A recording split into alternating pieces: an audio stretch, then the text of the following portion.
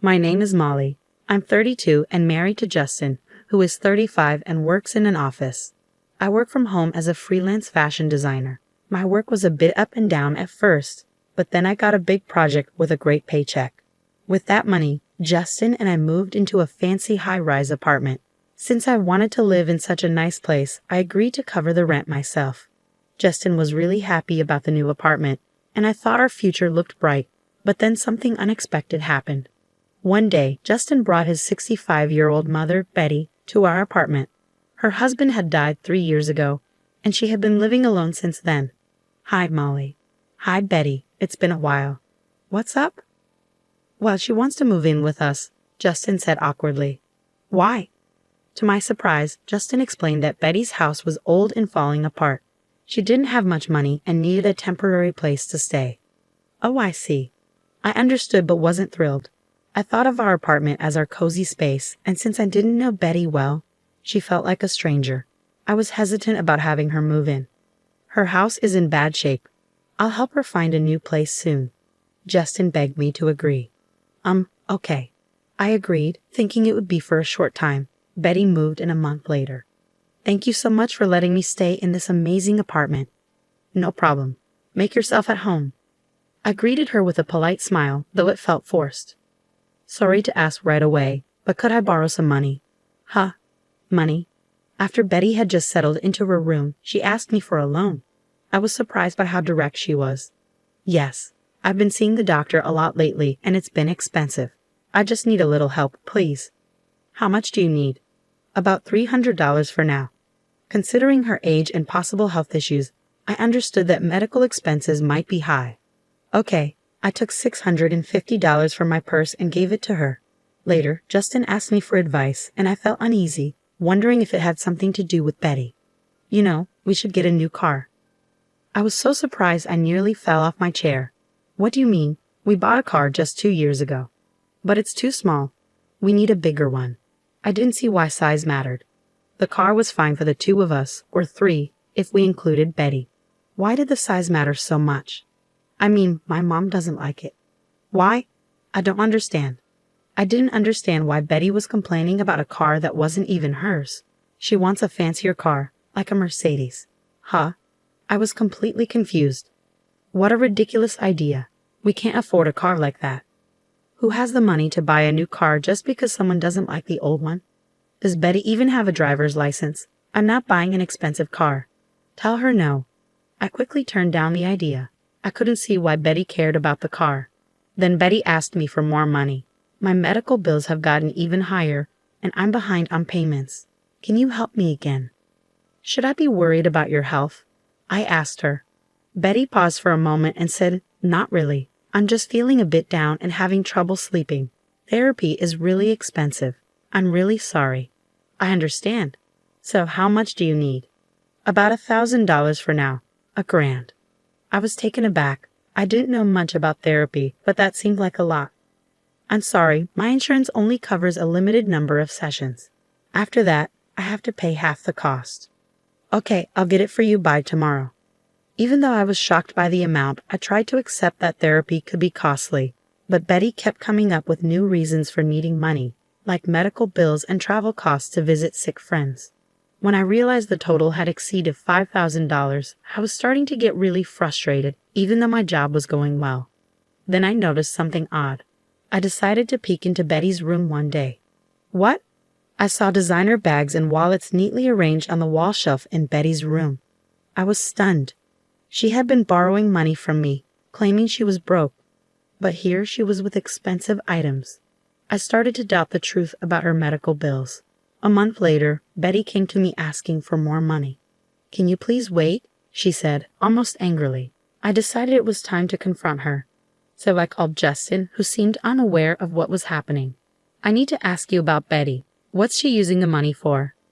Wait, what's going on, Nellie? Justin had no idea what I was talking about. For my therapy sessions, prescriptions, and, Betty mumbled, not just those. Right, you've been buying designer clothes, bags, and other expensive things. Are you really seeing a therapist? Of course. Then show me the receipts. You must have them, right? When I pressed her with this direct question, She couldn't come up with a response. It became clear to me that she wasn't using the money for her health but for other things. Wait, what are you talking about? Justin was still confused. Betty has been wasting the money she borrowed from me. It's over $5,000. Even so, you're being too harsh. Can't you talk to her more gently? Justin was clearly siding with his mother. I don't have receipts. I was using the money for shopping and eating out with my friends, Betty finally admitted. I've noticed you seem relaxed and not at all depressed, even though you claim to have no money. If you were lying, please pay me back right now. Betty looked at me with desperate eyes. Wait, I can't come up with that much money right away.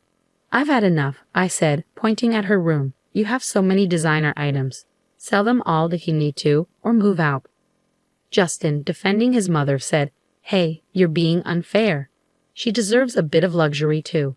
I wouldn't call it luxury. You've borrowed over $5,000, and it's wasted. It feels like a scam.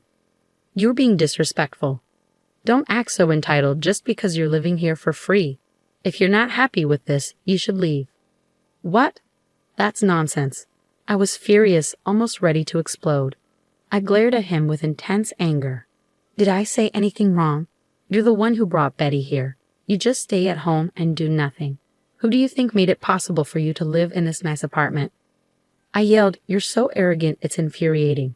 Get out now. He was enraged. Fine, don't regret this. I grabbed only the essentials and left the apartment. I quickly found a new place to live. As a remote worker, I could work from anywhere. I wasn't fixed on living in a high-rise as long as I had a comfortable home. What's next? I decided I wouldn't return to the old place. I had been paying the rent myself, and I doubted Justin would be able to afford it on his own. My income was much higher than his.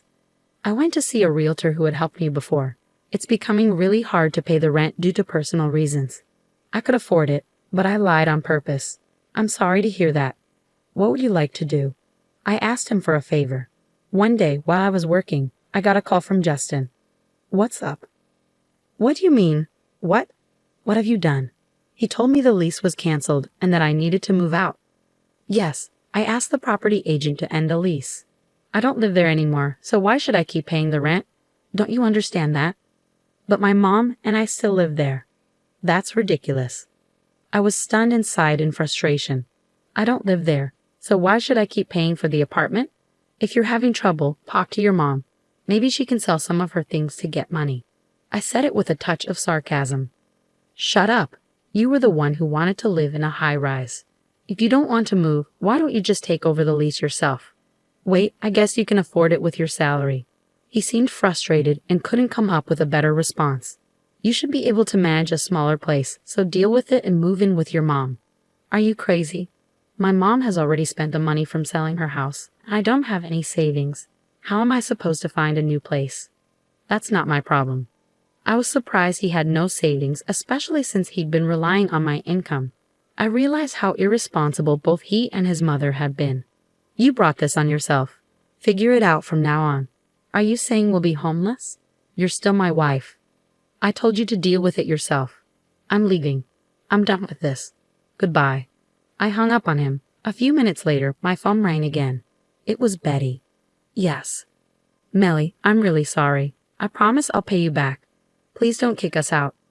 She pleaded, her voice trembling with tears. I was surprised and felt a pang of sadness. I don't want to punish you, but you need to live within your means. If you only have a small retirement income, you should adjust your lifestyle accordingly. If you want a higher standard of living, you need to work for it.